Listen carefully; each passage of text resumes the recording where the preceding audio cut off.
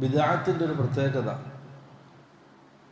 ബിദഅത്ത് അതിൻ്റെ ആൾക്കാർ ഒന്നുകിൽ അതുണ്ടാക്കിയ ആളിലേക്കാണ് അവർ ചേർക്കപ്പെടുക. ഉദാഹരണത്തിന് ജഹ്മികൾ, ജഹ്മി എന്ന് പറഞ്ഞാൽ അഹ്ലുസുന്നയിൽ നിന്നും വ്യതിചലിച്ചു പോയ ഒരു കക്ഷിയാണ്. ജഹ്മ് ബിൻ സഫ്വാനാണ് അതിൻ്റെ നേതാവ്. അപ്പോൾ അദ്ദേഹത്തിൻ്റെ പേരിലേക്ക് ചേർത്തിയിട്ട് ജഹ്മിയും എന്ന് പറയും.